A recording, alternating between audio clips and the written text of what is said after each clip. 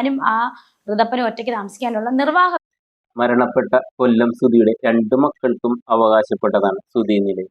രേണു സുധിയുടെ ഇളയ കുട്ടിയും രേണുവാണ് അവിടെ താമസിക്കുന്നത്. അപ്പൊ കുട്ടിയെ നോക്കാൻ രേണു ജോലിക്ക് പോകുമ്പോൾ കുട്ടിയെ നോക്കാൻ രേണുവിന്റെ മാതാപിതാക്കളാണ് ഏൽപ്പിച്ചിരിക്കുന്നത്. അപ്പോൾ അവരവിടെ വന്ന് നിൽക്കുന്നു.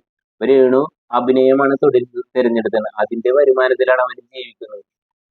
അപ്പൊ രേണു ഇങ്ങനെ അഭിനയിക്കുക, അവര് ജീവിതമാർഗത്തിലൂടെ അഭിനയിക്കാൻ പോകുന്നതിൽ എന്താണ് തെറ്റ്? ഒരു വിധവയായ സ്ത്രീയുടെ വരുമാന മാർഗം ഇല്ലാതാക്കാനാണ് വീഡിയോ ചെയ്യുന്ന ആൾക്കാർ ശ്രമിച്ചുകൊണ്ടിരിക്കുന്നത്. അപ്പൊ അത് നടക്കില്ല എന്ന് വന്നപ്പോൾ അവര് വീടിന്റെ വിഷയം എടുത്തിട്ട് അപ്പൊ നമ്മള് ഒരാളെ എല്ലാവരും കൂടി അറ്റാക്ക് ചെയ്യുമ്പോൾ അവർക്ക് നല്ല രീതിയിൽ പ്രതികരിക്കാൻ സാധിക്കില്ല. പണ്ട് സന്തോഷ് പണ്ഡിറ്റ് എങ്ങനെയായിരുന്നു?